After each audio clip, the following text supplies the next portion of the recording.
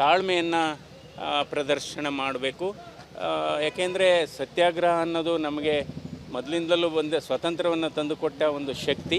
So ರೈತರಲ್ಲೂ ಕೂಡ ಮನವಿ, ಯಾವುದೇ ಕಾನೂನನ್ನು ಕೈಗೆ ತೆಗೆದುಕೊಳ್ಬಾರ್ದು. ಅದೇ ಸಂದರ್ಭದಲ್ಲಿ ಇದೇನು ಎಮರ್ಜೆನ್ಸಿ ಏನಿಲ್ಲ, ಇದು ಯಾವುದು ಸರ್ಕಾರಕ್ಕೂ ಕೂಡ ಇದೇನು ಎಮರ್ಜೆನ್ಸಿ ಏನಿಲ್ಲ. ಇದನ್ನು ಕೈಬಿಟ್ಟು ಇದು ರೈತರ ಹಿತಾಸಕ್ತಿ ಕಾಪಾಡಬೇಕು.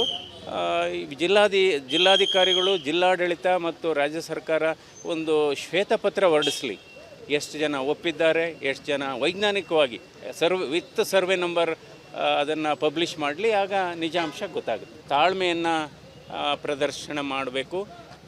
ಯಾಕೆಂದರೆ ಸತ್ಯಾಗ್ರಹ ಅನ್ನೋದು ನಮಗೆ ಮೊದಲಿಂದಲೂ ಒಂದು ಸ್ವಾತಂತ್ರ್ಯವನ್ನು ತಂದುಕೊಟ್ಟ ಒಂದು ಶಕ್ತಿ.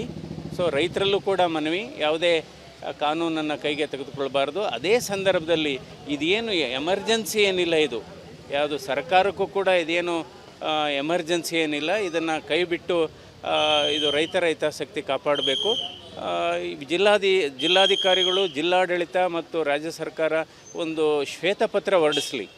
ಎಷ್ಟು ಜನ ಒಪ್ಪಿದ್ದಾರೆ, ಎಷ್ಟು ಜನ ವೈಜ್ಞಾನಿಕವಾಗಿ ವಿತ್ ಸರ್ವೆ ನಂಬರ್ ಅದನ್ನು ಪಬ್ಲಿಷ್ ಮಾಡಲಿ. ಆಗ ನಿಜಾಂಶ ಗೊತ್ತಾಗುತ್ತೆ. ತಾಳ್ಮೆಯನ್ನು ಪ್ರದರ್ಶನ ಮಾಡಬೇಕು.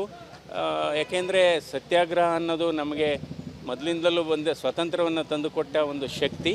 ಸೊ ರೈತರಲ್ಲೂ ಕೂಡ ಮನವಿ, ಯಾವುದೇ ಕಾನೂನನ್ನು ಕೈಗೆ ತೆಗೆದುಕೊಳ್ಬಾರ್ದು. ಅದೇ ಸಂದರ್ಭದಲ್ಲಿ ಇದೇನು ಎಮರ್ಜೆನ್ಸಿ ಏನಿಲ್ಲ, ಇದು ಯಾವುದು ಸರ್ಕಾರಕ್ಕೂ ಕೂಡ ಇದೇನು ಎಮರ್ಜೆನ್ಸಿ ಏನಿಲ್ಲ. ಇದನ್ನು ಕೈಬಿಟ್ಟು ಇದು ರೈತರ ಹಿತಾಸಕ್ತಿ ಕಾಪಾಡಬೇಕು.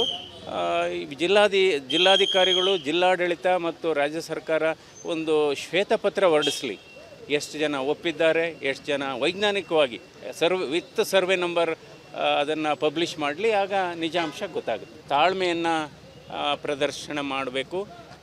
ಯಾಕೆಂದರೆ ಸತ್ಯಾಗ್ರಹ ಅನ್ನೋದು ನಮಗೆ ಮೊದಲಿಂದಲೂ ಒಂದು ಸ್ವಾತಂತ್ರ್ಯವನ್ನು ತಂದುಕೊಟ್ಟ ಒಂದು ಶಕ್ತಿ.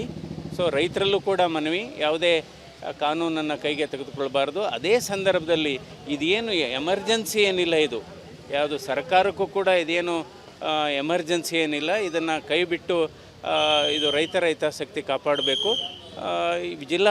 ಜಿಲ್ಲಾಧಿಕಾರಿಗಳು, ಜಿಲ್ಲಾಡಳಿತ ಮತ್ತು ರಾಜ್ಯ ಸರ್ಕಾರ ಒಂದು ಶ್ವೇತಪತ್ರ ಹೊರಡಿಸಲಿ.